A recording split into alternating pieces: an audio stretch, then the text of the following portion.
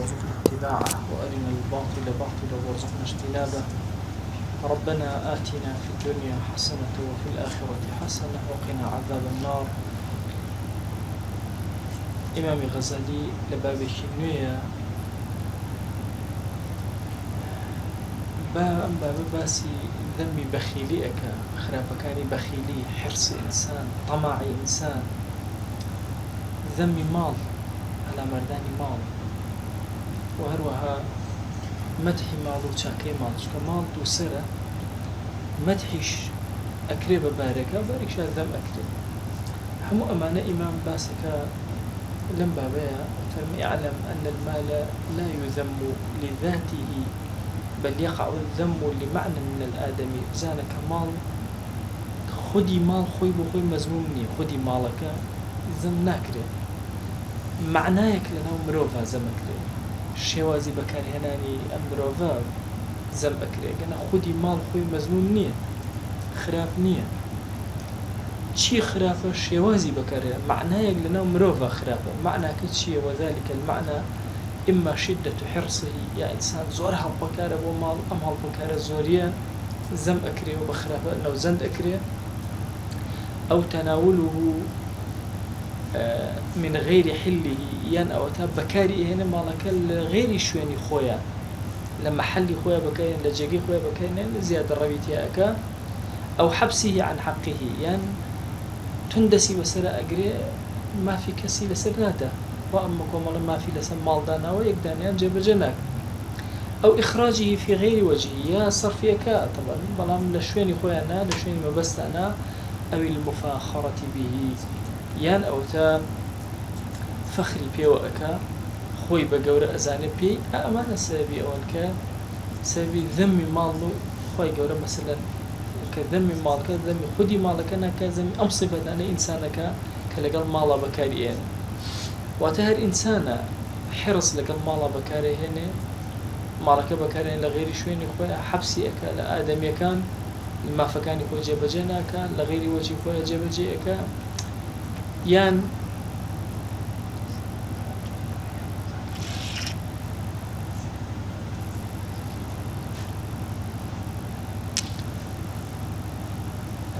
يان فخري في وأكاد بوي خوي جورا أفرمي ولهذا قال الله تعالى إنما أموالكم وأولادكم فتنة مالو سروتو سامان تان يعني مالك نخدي مالك إيوة أموالكم وأولادكم أولادكاني إيوة باشا فتنة جاقي تاقي كنو امتحانا هو إيوة أبي هو الشيار فرما يشتغل لسنن الترمذي هاتو في غمرجان صلى الله عليه وسلم فرما ما ذئبان جائعان أرسل في غنم طبعا طبيعتي قرق طبيعتي أولنية حيوانك بوكو جيتو داني شبيخو حتى قوتي تيام ملي حيوان أشيان دوای أخذ دنكي كي خوار يا نيخوار أشتكي بسيط توزي خواني خواري بجي أجر يك قرق بسيط لنا يعني ميقاليكي زور قوروا همويا تفلتوناك أي أجر دو قرقونو زورج برسيان ويا بلا ماربدن شي أكن حج بسريكا ولا يلا همو چنگي ليان قبي ليان همو إبادة أكن بسريكا أو كسانيك للادين أنو هر يك جار بيني بيتيان كا چون قرق بلا مار أدا سرت سر أمانه همو أو حيوانك لباتك يعني كسير أكي واهستكي كا لو أشي بلي هزار قرق بلا مريم أنا دا بقول حق شيء قرق أو يكلو هموش برس كلو أي أجر دوان بنو أو بلا مار بدن أفرمي أما چند فساد دروسة كان أم دو قرق شون خرابك أي دروسة كان أفرمي هيشتا يعني أم دو قرق باي أمن دخرابنين بأفسد لها من حرص المرء على المال والشرف لدينه طبعا لدينه تعلق بس بأفسده زور كاد أم معناها بغلط أكري عند جاي يوم لو ولا متابع وخطيب وأنا أو إذا كده نوالن أم دو قرقة مثلا خرابتر اللوي باشا لوي كسيك بهوي مالكي وبهوي شرفي والدين باشا الدين بكار بينه ومال شرفه كمان بس يمني هيش فرماشتك يعني بأفسد لدينه من باشا حرص المرء على المال والشرف معناه كليته أو لدينه هي خوي شوينك بيشوية تأخير تقديم وتأخير كلا ولا فرمايشتكي يوم ريانا صلى الله عليه وسلم وش بلاغتي كتابتي عربي خويتي يعني أمدو قرقت شيء أكن لو كومالا مرة باشا لو فتشيا بابلين لو مجموعة أجلا هێشتا ئەمە ئەهۆنترە بەرامبەر بەوەی کە فەسادێک لە دینە دروستەکە زۆر خەتەر لەو گورگانە خەتەرتر کە دووشتە چونکە لێ باسی دوو گوریت دووشتەکەش بریتێ لە چی حرص المرء على المال والشرف ئینسان کە حەریص بوو لەسەر ماڵ حەریص بوو لەسەر چی لەسەر شەرەف بە ماڵ طبعا جاهی ئینسان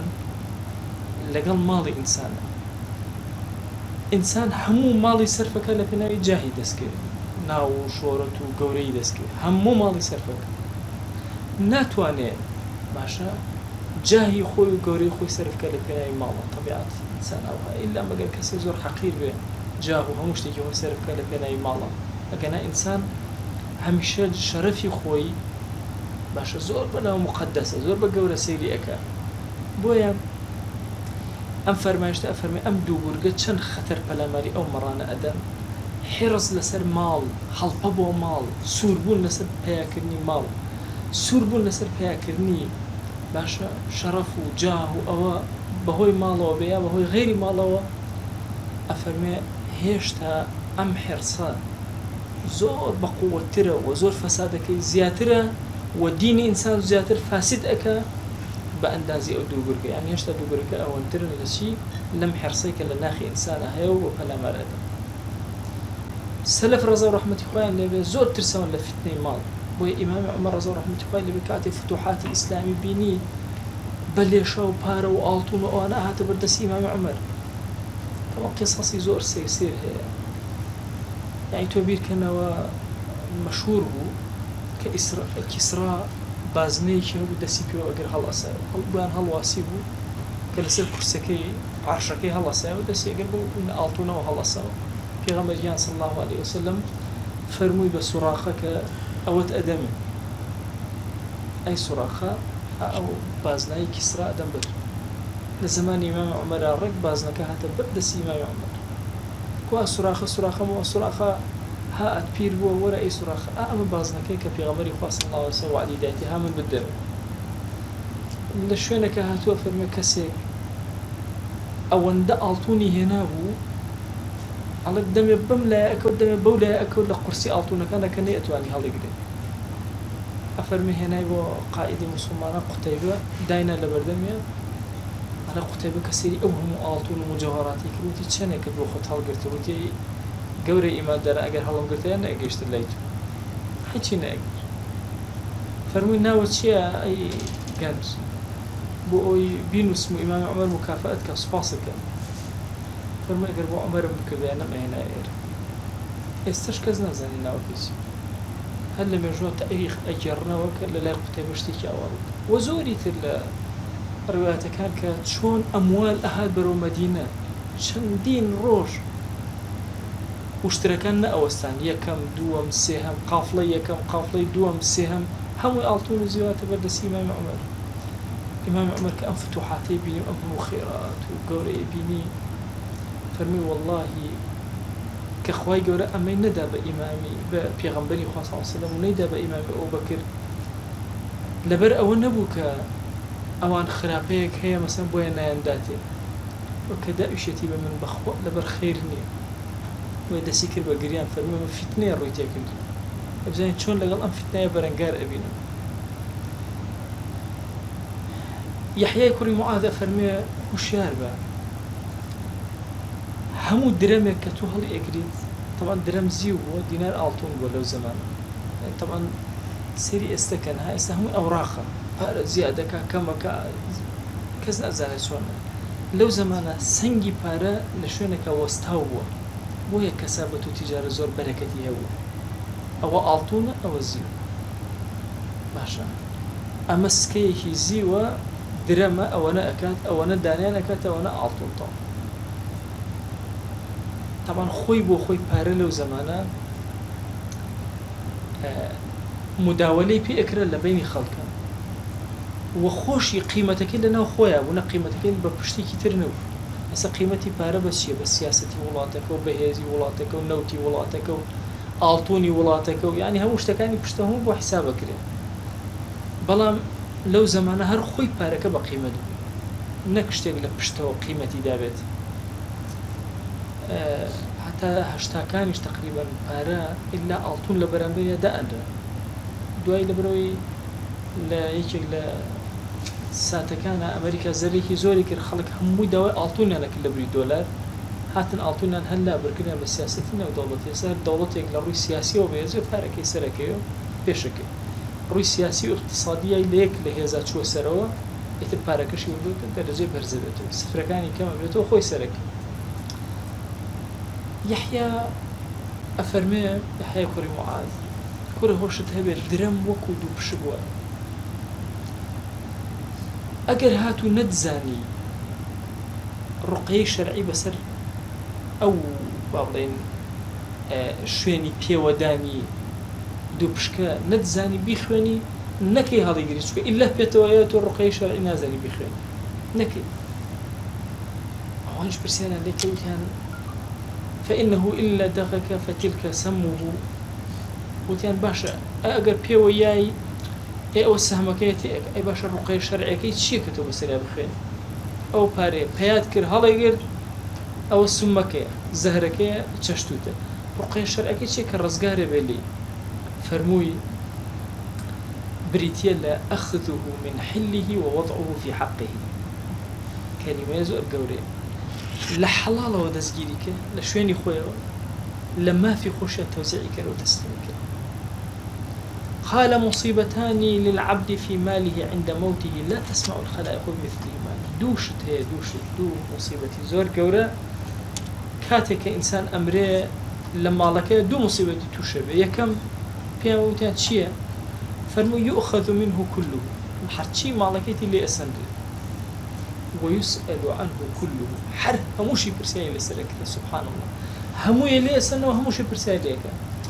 نانا ئینسان کە مرد خانوەکەی لێ ناسن لێسن خانوەکەی لێسن کە مرد مارەی قەرزی خێزانی لێ ناسن وەڵام پێش هەموو شتێ مارەی قەرزی خێزانی لێسن. کە مرد ئەتوانێ حەقی هەیە تەسەڕوف بەسەر پارەکە بکەن وەڵا هیچ حەقێکی نییە. سبحان الله کە ئینسان مرد زانایەکە فەرمێ ئینسان کە مرد مافی بەسەر ژنەکەی خۆیەوە نامێنێت چۆن مافی بەسەر ماڵەکەی بێنێت هەچ ئەو بەدەستی بەتاڵ دەرس هیچی نابا لەگەڵ خۆی بەڵام لەسەر هەر هەمووشی محاسبە کرد. ئەو مصیبەتی گەورەیە لە ماڵە ئینسان هیچی لەگەڵ خۆیان نەبا محاسبەی هەموو شتێکیشی لەگەڵا بکرێت. یعنی ئینسان کە ئەمرێ چوار پرسیار ئاڕاستەیە کرێت دوانیان لە ماڵە فيما اكتسبه وفيما أنفقه چۆنە پێیا کرد چۆنە سەرف کرد. بۆیە یەکێک لە خەتەرەکانی ماڵ ئەمەیە کە ئینسان لە کاتی سەرمەرگا بەهۆیەوە دوو مصیبەت ڕوویدێک ئەی وەرە تۆ چەند غەمە خۆی لەو کاتە یعنی هەموو ماڵەکەت برا تەوزیع کرا بەخوا ئینسان جاری وا هەیە ڕقی لە کەسێکە ڕەگ ماڵەکەی چ بۆ کەس تەسەورەکەن جارێک ئافرەتێک تەلەفۆنی ئەکرد هەموو جارێ ئەی ماوەسا من بەس ڕقم لە ئامۆزایەکم ئەی ئێستا خوا وای کردو ئەوە فڵان کەسم مرد فڵان کەسم ئەڵێن هەر بەم ئامۆزای ماوەڵێن ئەو میراتەکە ئەو بارچی شتمە ئەیبا ئەی وەڵای لە دنیا بەس ڕقم لەو بوو ئەوێ پارەکەم بکەم بەخێرەمەوە ئەو بکەم بەس بۆی ئەو نەیبا باشە سوبحان الله بەدەست خۆت نییە وەلەو ڕبع دینارێکیشی ما بێت ئینسان ناتوانێت هەرچی شتێکی سەرکە یەک ڕبع دیناری ما بێت دژمنەکەی يؤخذ منه كله هیچ بەدەستەوە نەبوو. باشە هەرچی پرسیاریشە لە تۆ ئەکرێ خۆ لەو ناکرێ ئەو بە حەڵاڵی بۆ ڕوو وە تەسەورەکەن میرادێکێک لە زۆر حەڵاڵەکان وەلەو لە ڕێی حرامەوە بەکەرە بەدەست هاتن. بۆ نمونە کەسێک بەدزی پارێکی زۆری کۆ کردوتە دوایی ئەمرێت و تەوزیع ئەکرێ بە وەرەسەکە پارەکان بۆ حەڵاڵە حەج کێشێن باشە ئەوان بە حەڵاڵی وەرێگرن هەرچی پرسیارە ئاڕاستی تۆ ئەکرێ. بۆیە ئەمە دوو مصیبەتی زۆر گەورەیە کە یحیای کوڕی موعاذ فەرمێ کە ڕوئەکەنە ماڵی ئینسان پرسیار لە هەر هەمووی ئەکرێ هەر هەمووشی لێ ئەسەند بەدەستی بەتاڵ بەجێ هێت ئەمە لە باسی ذەمی ماڵە ئەی باسی مەدحی ماڵ ئێمە چکە لە سەرەتاوە وتمان غەزالی فەرموویی خۆی ماڵ خراپ نییە ئەوە ئێمەین لە شێوازی بەدەستهێنان و بەکارهێنانە ماڵمان تێکداوە بەسەری لەنا کێشەی نییە ماڵ بۆی ئەفەرمێکی قد بينا أن المال لا يذم لذاته بل ينبغي أن يمدح أصلا زم ناكري خدي مال بلكو أبي مدح كري سباسي مال كري استايج بكري لأنه سبب للتوصل إلى مصالح الدين والدنيا چونك بهوي مالا وتو مصلحة كان دين ودنيا جيبجيك دو بيئكي وقد سماه الله تعالى خيرا خوي قرن ناوي لنا ولا قرآن بخير خير كامل لسورة عاديات فرمشي وإنه لحب الخير لشديد إنسان أو خير مفسرين أفرمون بمعنى سواء مال يعني أو خوش بيستيبوا مال زور تندا مرف طبيعتي أو وإنه لحب الخير لشديد خير جارية البومباس كردون اسمي تفضيل يعني باشترين باشتر باشا يعني بو باشتر أو زور تندا باشا خوانا يلبني باشتر كابو مشتا باش كابو خودي مال خوي چيه جاكي مدحة جاكي استعيشة أفرمي وهو قوام الآدمي واستاني حياة إنسان بوي مالوية خواجان فرميتي لسورة النساء لأولوة ولا تؤتوا السفهاء أموالكم التي جعل الله لكم قياما باشا مال كان ماڵی خۆتان مەدەنە کەسە سەفیهە کان باشە کام ماڵ ئەو ماڵەی التي جعل الله لكم قياما کە خوای گەورە وەستانی ئێوە ژیانی ئێوەی بەهۆی ئەو ماڵەوە داناوە باشە هەندێک فەرمویانە ئەو لەکومە بە معنای فیکومە یعنی خوای گەورە ئێوەی ئەم ماڵانەی کە هەتانە بەدەستانەوەیە کە ماڵی هەتی و ئەوانە ئەکە مەیاندەنەوە ئەگەر سەفیه بوون و بێ ئاگا بوون زای تەسەڕف دەکەن ماڵا بکەن چکە خوا ئێوەی کردو بە قەییم بەسەر ئەوانە بەو کەسێکەوە قیامی ماڵەکە ئەکا و لە شوێنی خۆیان دایەن ڕای ئەگرێ ماڵەکە ظاهری ئاەتەکەش ئەوەیە ماڵەکانی خۆتان مەدەن دەست خەڵکێکی سەفیه چ لە عەبد چ لە مناڵ ئەوانە التي جعل الله لكم قياما کە لامەکە معنای حەقیقیە بێ یعنی کردوێتی بە ژیان بۆ ئێوە بەهۆی ماڵەوە ژیانی ئێوەی ڕاگیر کردو و وەستاندووە سعیدی کوڕی موسەیب ڕەزا ڕەحمەتی خوای لەبێ ئەفەرمێ لا خير في من لا يريد جمع المال من حله هیچ خیر لە کەسێکا نییە بڵێ وەڵا ماڵم ناوێت لە ڕێی حەڵاڵە و کۆی کەمەوە هیچ خێری تێ وەکو موسڵمان هەوڵ ئەدا تەمەڵ نییە ئەرزم کردە موسڵمان تەمەڵ نییە بەشێک لە بەشەکانی دین بریتێ لە زەکات بەشێک بریتێ لە سەدەقات بۆیە ئینسانی موسڵمان تەمەڵ نییە بڵێ وەڵا کاکە من خیر لەوانیە کە من ماڵ کۆکەمەوە قسە زۆر غەڵەت لە حەڵاڵ لە شوێنی خۆیان کولی خیر لەوەیە کە تۆ کۆی کەیتەوە يكف به وجهه عن الناس ويصل منه رحمه ويعطي منه حقه بۆ خیر لەم کەسان نییە کە ماڵ کۆکاتەوە لە ڕێگەی خۆیەوە بۆ چونکە سێشتی زۆر گەورەی پێک یەکەم دەموچاوی خۆی پێ ئەپارێزە لە خەڵکی سوال ناکە داوا لە خەڵک ناکەمە یەک دوو ڕەحمی خۆی پێ جێبەجێ ئەکا تۆ ئەم ماڵ یەکێک لەو شتانەی کە پەیوەندی خزمەتی بەهێزەکە بەخشینی ماڵ ئێمە یەکێک لە حاڵەکان کە لە یادمان کردووە بەخشینی ماڵ یعنی کەسێک کە بە براکەی حتا ئێستا ئەمە لەناو عەرەبا زۆر کووردا زۆر زەعیف و لاوازە ئێمە جاری وایە سێر ئەەکەم براو خوشکێک تەلەفۆنم بۆ ئەەکەم کێشەیانە لەسەر ماڵ کێشەی چی بە سەد مەلاکۆ کەرە پێیان حەل ناکرێت بەینەما ئەسڵ ماڵێکێک لە فائیدەکانی ئەوەیە لتصل به رحمك هیچ ئیسفادێکی ڕەحمی خۆ ئەوە فەقیرە پارەی پێدا خۆڵکێکی ئەو کەسە ئەکا باشە ئەو کەسە گرفتێکی بۆ دەزوو ئەم یەکسەر هاوکاری ئەگە با دەوڵەمەندیش بێ عەرەبەم عادەتیان تا ئێستا هەیە پیاوێکی پیری خەڵکی ئێرە لە شوێنێک لە خوارەوە دائیشێ وتمەوە بۆ ناگەڕێتەوە بۆ هەڵەبجە بۆ خۆت جا بۆ پێ بگەڕێەوە کە من یەمەوە هەرچی خزمەکانمە داوەتەکەم کەس من داوەت ناکەم دی منەوە داوەتێک وهی تەسەورەکەی ماسڵان نەخۆش کەوتوم لە بەغدا من دەوڵەمەندم وەزم زۆر باش دراوسێکم هاتووە توێتی بیستومە نەخۆشی تو عملیاتەکەیتوانە و تمارەوەڵ عملیاتەکە من چەند دوکانمێ خانومێ دەوڵەمەنم ئەو علاگەیەکی داناوە توێتی ئەوە هیم نەبەوە عملیاتەکەی کاکە نامێ ڕام کردوە بە دوای ئەو حەل لە حیوەتە نەخۆشەکەم لەبیر چوو بابن نامێ قەسەم بە خۆشتیوانی تکە کردمەوە 30 ملیۆن دیناری تێوە هێناوی بەس بۆ عملیاتێ بکرد ئەی تخوا بێمەوە کە 30 ملیۆن دینارم هەیەتێتم ناوەڵا لێتە سەرین وبستكم يعني أما لتصل به رحمك والله مسائل أم بياوتي مد إنت تصور كان خو بخشيت يكزر نترس يتوشين يكزر وإنسان دائما أو ترسان لدلا وأكاد كتو ضعيفة وناش يتوشين إنجا هوانا موصايك ومضاعفك يا ربي هم جاري ما معنى إخوة تحقيقين أي ديناري أبخشين سيرك أنت دكيته هي تخواب ومروف خواتاقيكاته أبي أول دب يقين وأم بخشين أكيد صد أزاني قصي في غمري خاصة وحية كبخشيد أزانية وشين بويا مسائلي ليصل به رحمه باش أم كسأل شيء رحمي خوي في جيب جيك مال باشتري مال أو مال لدسي كسي مسلمان يسوك أزاني أرككاني خوالد بس لو جيب جيك ما فيها جاراني لأداء لولا رحم طبعا الإنسان عبد الإحسان طبيعته باش إنسان كإحسان إلى قال كرا وكو عبدي شليه لبران بإحسانك بو سيرك بيا وجورك زور باش لما تيجيشتم جاري وها بو سيرك كسيك زو خراب بران بركردو سوكي من هاتون دياريكي زور باش يا ولاد جاري كان معاوية رضي الله عنه كاتبي وحي في غمريان صلى الله عليه وسلم جاري نامێکی بۆ هەر لە عەبدوڵای کوڕی زوبەیرە غوڵامەکانی معاویە نزیک بوون لە باخەکەی کێ لە باخەکەی عەبدوڵای کوڕی زوبەیر طبعا عەبدوڵای کوڕی زوبەیر حەواری پێغەمبەری خوا صلی الله عليه وسلم كان من أشجع الناس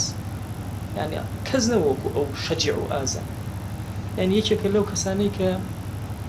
ئەفەرمێ هیچ تیرێکی لە ژیانەوە خەسەر نەدا هیچ تیرێک بۆ هەر شتێکی وەشاندێ وجاري لا مسكر بواسي أو كروتين الصحابة كتير كانوا بيكاو ونعرض السبب سوتي جمونك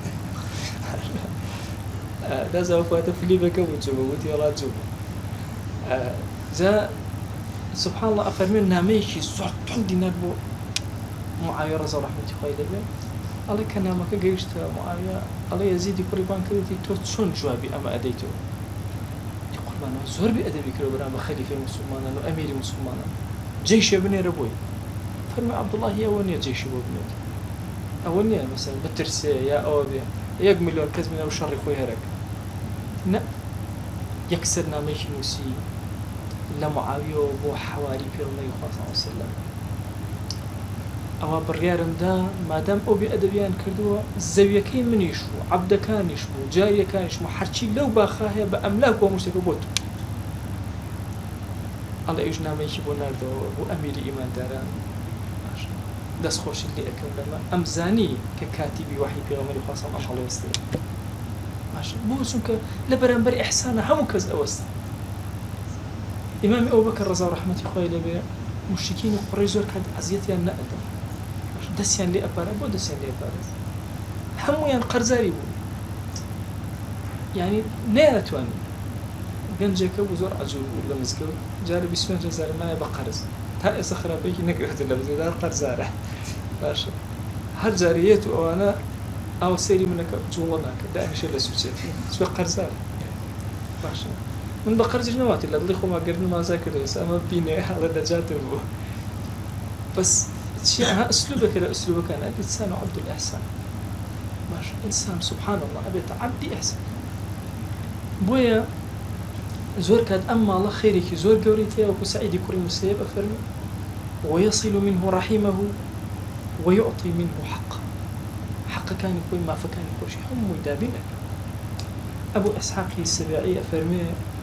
كانوا يرون الساعة عونا على الدين أصحاب رسول الله صلى الله عليه وسلم تابعين بها وقوركان دولة من دي أنو هاوكاري زور باشا لسردين هاوکاری دەکە بۆی دینداری خۆت بکەی باشتر چاکتر خواناسەکەت باشتر بکەیت سوفیان ئەفەرمێ المال في زماننا هذا سلاح المؤمن. سي أقصد جوانك بس زماني خوانك أفرمي مال زماني إما سلاحي كسي مسلمان خوي بي أبارز بهو مالك وما صاب كريم مدرس فرمي هر عالمي شي ديني ئەگەر سێ پشتی نەبێ سێ شت یەکێ لەم سێ شتەی نەبێ ئەڵە زوو ئەفوت یەک سوڵتانێکی زۆر عادل پشتی بگرێ وی بتوانە حەقەکانی خۆی بگەێنێ ئەڵێ کە نییە دوو ماڵێکی زۆر گەورەی هەبێ بەهۆی ماڵەکەیەوە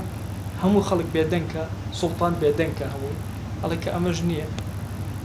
جەماوەرێکی زۆر بەقووەتی وهای هەبێ کە سمعی ئەم بپارێزن وای لێوێ کە بەرامبەری هیچ شتێک نەکرد ئەگەری هەیە ئەمەیانی دەستکردیان یانە دوانەکەی تر نە سوڵتانی باش و نە ئەمواری باشی دەست ناکرد بۆیە ئەفەرمێکی المال في زماننا هذا سلاح المؤمن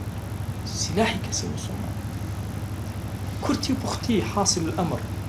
أن المال مثل حية فيه سم وترياق مال وكو مار وهاية جاء الله سري مار طبعا لطب كونا هر جهريك لهر شتێک دروست کرا بێت دەرمانەکەشی هەر لەوە دروست کرا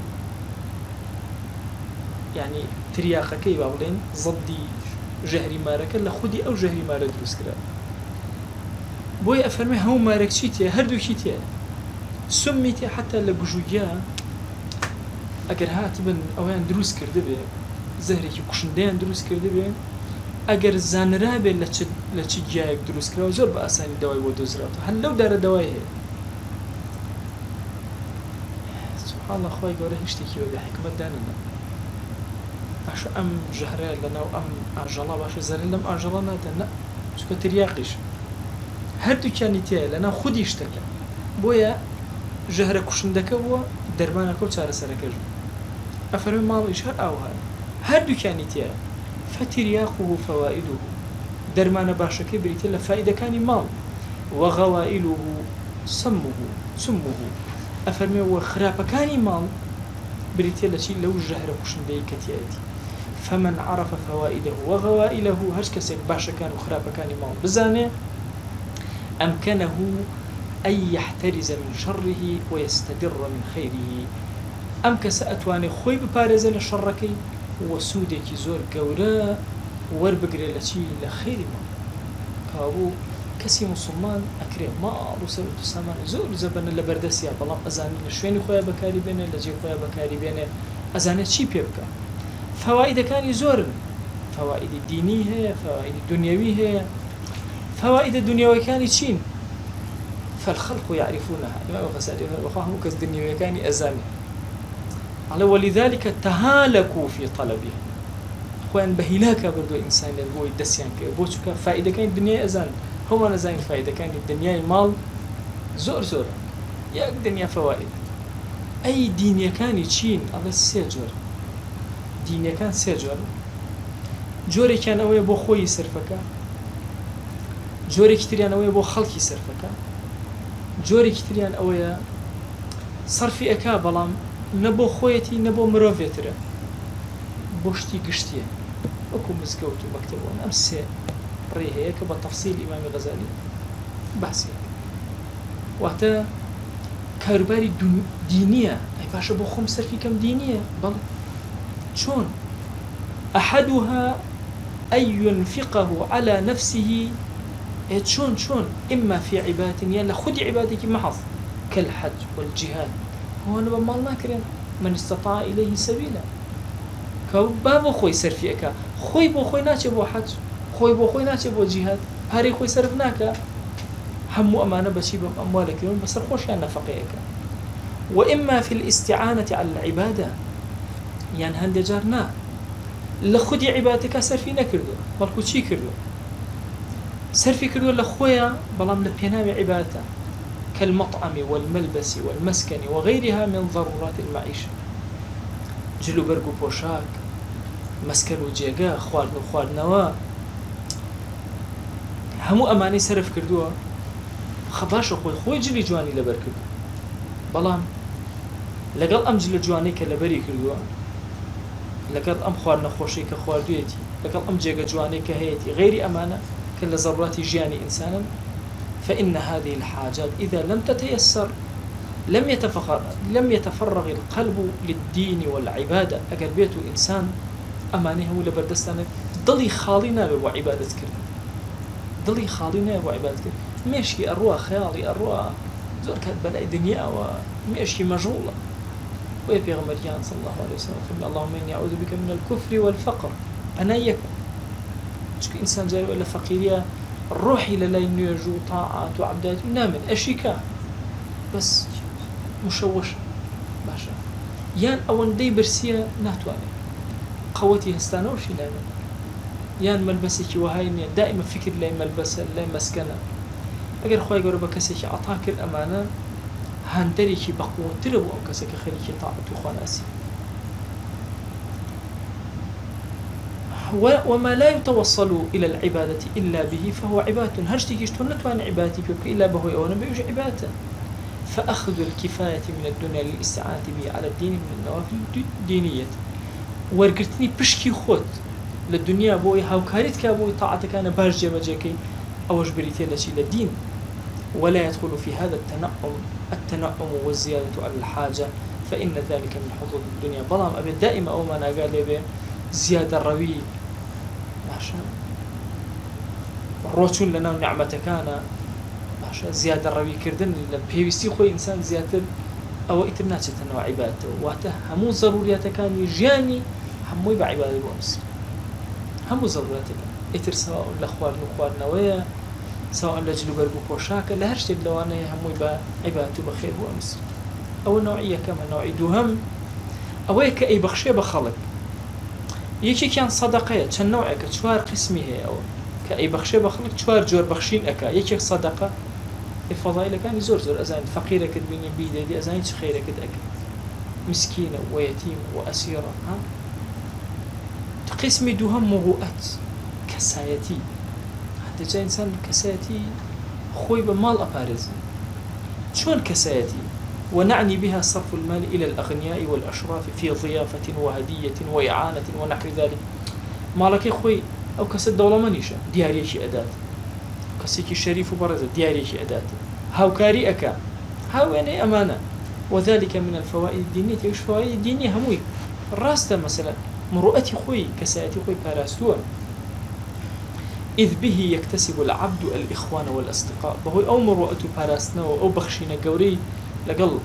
باشا بدول من بيكسكا أوانا إيكا هاولو برادر وبراي زور ابن القسم الثالث النوع سهمينا وقاية العرض نحو بذل المال لدفع هجو الشعراء وثلب السفهاء أفرمي أويك ناموسي خوي كساتي خوي أبارزي مال أدا بشي بشاعرك لبروي جاني بيند بس فيه هو زماني داخل وقطع ألسنتهم زمان يعني ببر دنكا وكف شرهم شر أندور كاتو هذا باريان أداتي أم باريش هر بخير بو أمسريان هموي لبش الدينية كيتي فهو من الفوائد الدينية في غمريان صلى الله عليه وسلم لفرماشتك فرميتي وما وقى الرجل به عرضه فهو صدقته هركز بهوي ماديك وناموسي خوي بباريزه أو بصدق خير وينس وقتا شرك جاري وهي إنسان عاقل كان بهند مادي كم شرعي زور كوري دور خنا ولا خوي مادي كم بشتيكي بسيط نجاتي أدا أروى خيرك زور كور شرك زور كور لخوي دور خاتو أصلا خيرك روتيك لو شيء هر أو كسي أم بي بخشيوك وعبدي ليلة بردن وإنسان أو بشش كأي بخشي هر ببشيك ديني حسابك كده وهذا لأنه يمنع المغتاب من معصية الغيبة بوش كما تشان إسفاديك أزانيك غيبتي أكا أم دياريك قران بهاي بو أنير أو نجاتي ولا قناهي غيبت أمش نجاتي ولا خلق باسك لدين شاء بأزل ويمس ويحرز مما يثير كلامه من العداوة التي تحمل في الانتقام على مجاوزة حدود الشريعة وهروها حدود الشريعة أبارزة شكا أم كسد جناتك وايلي أكا حد لحد الشريعة تجاوزه بلام لا بمبخشينا بمبارا بيدانا أيج أخاته وشوين خوي ما فكان للشريعة أبارز قسم شوارمين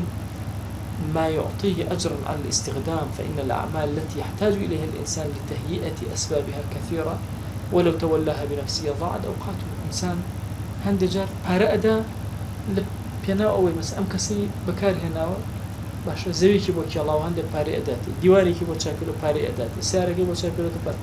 ئەم پارانش هەموو لە بەشی دینیا جێگەوێ بۆ چونکە ئەگەر ئەم خۆی هەرچی ئیشە بیکە هەموو کاتەکانی ئەڕوا فرێ عیبادەت هەر ناکەوێت، حتى ئەوانش کە ئەیبەخشێ سبحان الله بەشی دینی بۆ حسابەکرێن.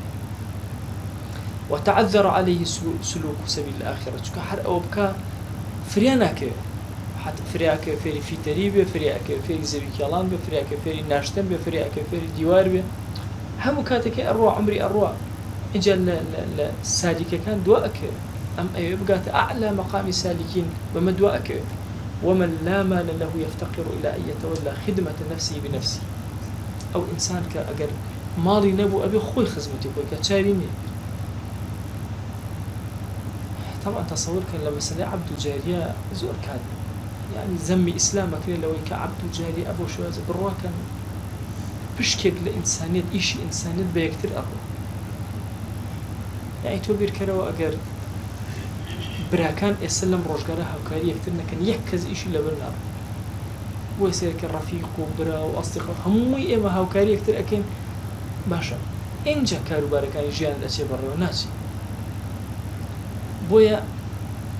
حزك سيرك زور ما هر مثلا مجبورة والله خادمك يقرتوها لأن بيني خوش ما نعيبة والله أو خادمك النيبالي هنا ولا ذا خادمك الكيونري هنا والضرورة إنسانية كارو باري جاني هند جان ناس برا وبمرو في كتير أشي برا كاستحقاق يوي بيجري وبيدات باري بدات أم بارانش كأيده هموي بوشيا فراغ بو أم دروسه به كاد بو أم أقرته بو عبداتي بو خواناسي بو نزيكونه والأخوة. فكل ما يتصور أن يقوم به غيره ويحصل بذلك غرضه فإن تشاغلك به غبن. هرچی بزانی با پارە و ئەوانەت هەیە ئەشزانی ئیشەکەت بە خەڵکی تر ئەڕوا ئەفەرمێ ئەگەر کاتی خۆتی پێوە مەشغوڵکەی ئەمە زەرەرکردنە بۆ چونکە کاتێکە تۆ بێ لە عەبدایەتیە سەرف بکەی لأن احتياجك إلى التشاغل بما لا يقوم به غيرك من العلم والعمل والذكر والفكر أشد. چونکە تۆ پێویستیت زیاترە بەوەی ئەوەی کە خەڵک پێ ناکرێن لە وەرگرتنی علم لە عەمەلکردنی زۆر لە ذیکر خوێندنی زۆر لە فکری زۆر ئەو حاجەی تۆ بۆ زۆرترە تا ئەمە دەی پارەکە لێرە سەرفکە بە کاتەکەت بۆ بگەڕێتەوە کاتەکەت سەرفکە لە ئەو چاکە و خواناسی ئەو جۆرە. نەوعی سێهەم جۆری سێهەم ئەوەیە کە ئینسان طبعا ئەوە یەکەم بۆ خۆی سەرفە کرد، دووەم بۆ غەیری خۆی بوو، بەڵام غەیری خۆی تر ئەنواع بوو لە پێناوی سەدەقا بوو، مروءەت بوو، باشە پاراستنی ناموسی خۆی بوو کەسەکە یان لە پێناو ئەجرەکانە کابرا ئیشی بووە کە ئەوی دات. نوعی سێهەم ئەوەیە ما لا يصفه الإنسان إلى معين، إنسان نایبەخشێ بە کەسێک لە بەرامبەریەوە ئەیبەخشێ بەخشی لكن يحصل به خيرا عاما، إشي قورة قورة عامي بيئك كبناء المساجد والقناطر والوقوف المؤبدة أشي مزقوتي بيئكاتو بردي بيئكاتو كمالي وقف أكا وقف مؤبد كأم وقف حتى بمينتو خزمتي بيبكري. فهذه جملة فوائد المال في الدين سوى ما يتعلق بالحقوق العاجلة من الخلاص من ذل السؤال وحقارة الفقر والعزة. أفرمي أميك باس من كلام بس بشي دينك بشي دنياك مكس خوي أزاني بشي دينك أو هاد يعني أتواني بو خوي سرفك أجر ورقري بو إنسان كتير سرفك أجر ورقري بعام سرفيك هر أجر ورقري لها محالة كان لقل أمانشا هيش تماو يكم الاشتي تريد دزير أبي چي دزير أبي باشا سوكي الخلاص من ذل السؤال رواك الإنسان كالدواءك خوي بزليل ترين كسبي ببير مجارب رفيقي من عظيم بميواني هاتو بوشوينك أشمزاني كباري بيني وزريكي قورشي كلو لكاسبيك عندي بارم داير وكو هديه وتي تخو أمام لقلامك من رحمة الله يتم بشيء أواك من تو براني بدس كي بيجي فانا والله يقرأ باري تور إنه أوري ذل السؤال زور خطر إنسان ذليل أبي لو كات أها بيا هات بردم إمام علي أو أشتكي كربا دارێکی بەدەستەوە بوو خەتێکی لەسەر زەویەکە ڕاکێش لەسەر لمەکە ئیمامی عەلی کیسە پارەی دەدا توی خەڵکە تەعجبیان وتیان ئیمام ئەوە چی بوو فەرمووی ئەو پیاوە دەموچاوی خۆی پاراست لەوەی کە زەلیل بێ بۆ سوئال دەموچاوی ئێمەشی پاراست لە مەسائیلی عەتا باشە کە خۆمان هەڵفشێن بەسەری ئەوان هەردووکمانی پاراست وتیان ئاخر چی نووسی ئەوانە هێمایەکی نووسی کە زانیان پیاوە زۆر محتاج ئەڵە کەس لە هێماکەتیان بەس خۆی ئیمامی عەلی کیسە پارەی دەدێت باشە مەسائیلی يعني زەلیلی داواکردن زۆر زەحمەت وڵا ئینسان زۆر عەزیزە زۆر بە زەحمەت بۆی هەندێک جار مەسەڵەن سێرەکەی فەقیرێک تۆ ئەتەوێت هاوکاریکی نەفسەتی قبول ناکە طبیعەتی زۆر بە زەحمەت پێی قبول ناکە ناتوانێت بڕواکەن فەقیر هەیە هاوکاریم کردو خۆی مسلمانێک مەسەڵەن هاوکاریم کرد بڕواکەن فەقیرەکە دەستی وەرگری زۆر بەلایەوە ناڕەحەت زۆر یعنی شتێکی ئەستەم و زەحمەتێکە ئینسان داواکە بۆیە ئینسان ئەگەر مادەی هەبوو خۆی نەجات ئەیە لە زەلیلی پرسیارکردن و حەقارەت الفەقر بەهۆی فەقیریەوە خۆی بە حەقیر و کەم بزانێ لەوە نەجاتی ئەبێ والعز بین الخلق طبیعەتی خەڵک ئەوە باشە کە پارەی هەبوو بە عەزیز و گەورە سێریەکە طبیعەتی خەڵک ئەوە بۆ حەقیقەتەن وەها نییە بۆیە ئینسانی مسلمان کاتێکە پارەی ئەبێ ئەزانێت چۆن سەرفیەکە والكرامة في القلوب والوقار ماشا خو باراستن وقار وهيبة كرامة لدلي خلقه بڕواکە جاری وایە ئاوە دیقەت بدە پرسەیەک ئەبێ یەک پارچە خەڵک لەبەر کەسێک هەڵەسێ هەندێک مادەی هەیە زۆرێک لەمانەی هەڵەسن ئیشیان تێی ناکەوێ باشە بەڵام ئەڵەن نەوەکو ڕۆژ لە ڕە ئیشمان تێکە باشە کە ئەوە تەڵەن کەمی تەوەکولە لە ئینسانە بەڵام طبیعەتی ئینسان ئەوە هەتا لێکۆڵینەوە لە ئینسانەکەی طبیعەتی بەرز بەرزی تیا ئەبینی بچووک و نزمی تیا ئەبینی تەسەوەر کە بۆ یعنی سوالکردن بۆچی مەزمومە بۆ لە دینە یعنی بە مەزمومیەتە پێشچاو کەسێک کە سوالەکە چونکە ئەو ئاوی شەرمەی نێوچەوانی خۆی ئەبات یعنی بڕواکەن ئەگەر کەسێک سوالکەر نەبێت زۆر بە ئەستە بەتوانێت داواکە ئەگەر ڕازگۆ بێ ئەوان زۆر بە زەحمەت ناتوانێت بۆیە سێرەکەی زۆر کات زانایانی کۆن کە دوعایان کردویەکێ لە دوعاکانیان بۆ خوا پەنا ئەگرین بە تۆ لە فەقیرێکە نایناسین بۆ خۆشی داوا ناکە باشە داوا ناکە بە هیچ شێوازە لەو ئەچێ بە هێما قسە بکە بە ئیشارەت قسە بکە بەس ناتوانێت بڵێ زمانی ئەشکێ لە بەرامبەر فەقیریە هەمیشە خۆی بە کەم سیرەکە کۆتایی دەرسەکەم بە یادە مذەکیرەی کوڕێک باسەکەم لە خزمەتانە طبعا لە کۆلێژی ئیعلام وەرگیرا بوو ئەوی طبعا ئەوی کە ڕۆشتم ئەوی شەڕواڵێکی زۆر شەڕ و کراسێکی زۆر شەڕم لەبەر کرد و ڕۆشت ئەوی کە چووم ئەوی وەکو کرێکارێ حەماڵێکی ئەوی خۆم کرد وەکولی سلام علیکم السلام ئەوی بڕە تەلەوە پێم پێ ئەکەنی ناوەسان پێ من گوێم لەوە نەبوو ئەوی لە ڕووی مادیە من خۆم زۆر دەوڵەمە بوو ئەم جلەم لەبەر کرده بوو ئەوێکێک لە ماوەساکان هات جۆرێک لە سەرکۆنەی کردو ئەبێ تەلەبەی کولیە وا بێ و جلەکانی و ئەتەکێت و ئەی بڕە لەم قسانەی کردو ئەویش هیچ خۆم تێک نەیە ئەی دوای پێم وت ماوەسا بۆ فەقیری ئەیبە ما فەقیر ناوێرێ ئەم قسە بکەم بەس ئەمە من خۆم حاڵم زۆر متەمەکین بووم بۆ ماسە فەقیری ئەیبە یعنی یەکێ فەقیر بە نابێتە کولیە ئەی زۆر قسە خۆی شکایە ماوەساکە دوای وتی وەرە جلت بۆ بکەم وتی بابە من ئەم جلەی خۆم ناگەڕۆم بە دنیا جلت چیم بۆ مەم شکیانە و جلم بۆ من ئەی سەرۆکی بەش ئەی کە بینیمی ئەی هەر سەری سوڵمان تەڵەبەیەک ئەوە بێ بای کرد وەرن زۆر بە تووڕێی ئەوانە ئەی ماوەساکەیتە هەر ئیشارەتی لێکردی و تێنەگەی ئەی بڕێ قسەی کردو ئەمانە وتم باش من لە بەیانیەوە نایەمەوە من تا ئێستا نەمزانی زانکۆ لە فەقیر قەدەغە بکرێ بەیانی نایەم ئەی زۆر لە خۆی بووە زۆر شەرمە زۆر هەوڵیە حتا تەواوی ئەکەی هەموو شتێکە لەسەر کاکە نامەوێت اینجا ئەو هەرچی فەقیر بوو پەیوەندی بە خۆمەوە کرد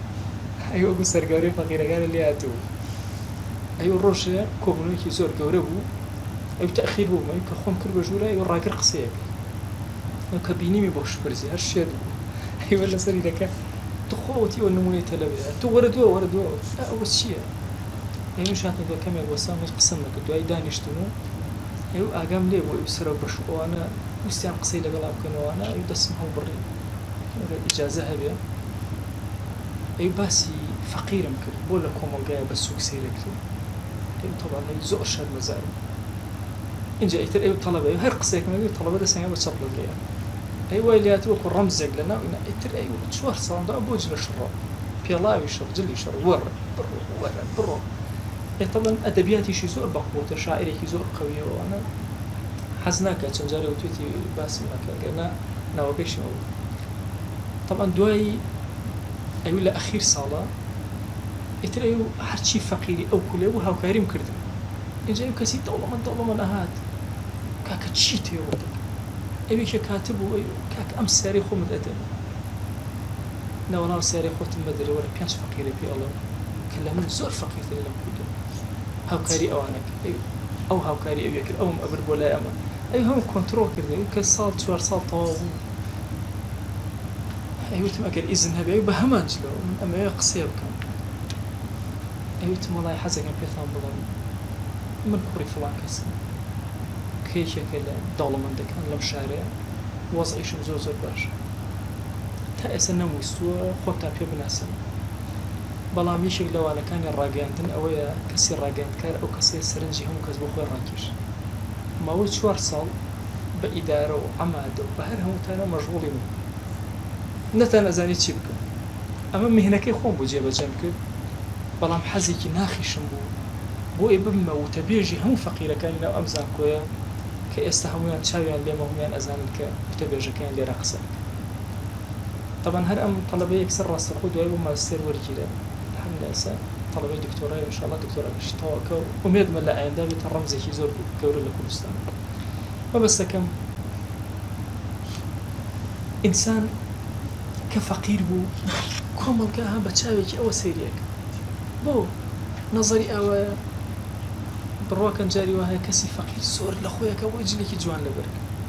كيش حاجة بو لبر كومالجا أترسي بالسوق سيريكا ضل يشكاوى دائما بويا باشترين بارا أو باريكا لا كسي مسلمان أزانت شون بو خوي سرفكا يكزر زيادة رويناكا أزانت شونش لشويني خويا دائما أزانت شيبكا أزانت شون بو غيري خوي سرفيكا لراسيا دولة منا كاني ولاتي إيمان أوانيان كبخشندن براسيا من الناخي دلوا حوجي بدو خير يا ووك أزان فقير يا مولاتي أما هاوكاري أكرم وقال أما نبغى فقير كما كنت مسر جادة همتي أما كاسبي أكا شورش خوي مانوكا خوي أرتين لك سابتا بارجوالك كو أكا تسبب فقير وفقير أكا أي بخش أزان شنا راح تبخشيني مال كز نزاني بخشيني مال شنا راح إلا كسي كرزيني مالي زور خوش بي إن جاء أزان شن زحمة شنا راح ماسا شێرزار جارێک شتێکی بۆ گێڕانەوە ئەو گەنجەکان لێ پارەی هێنابوو تی بۆ خۆی ماسا ئەم پارە زۆر خۆشە وەڵڵاهی ئەمەنەم خۆشێنەوە زۆر بەناڕەنگ پێیان کردو خۆ ئەگەدار بەس خۆ خۆی ئەگەدار لەبەر خاتی خوای بەخش ئەگەر ئەمەنەم خۆشێ نەبێت چونکە ڕەنجم لەگەڵا کێشە باشترین ماڵ ئەو ماڵ لای موسڵمانە کە ئەزانێت چۆنی پێیا ئەکا و ئەزانێت چۆنی سەرفەکە خوای بۆ خاتی گەوری خۆت لە گوناهەکانمان ببوورە من جرى لو عبداني كوا هرودكارا أزان شون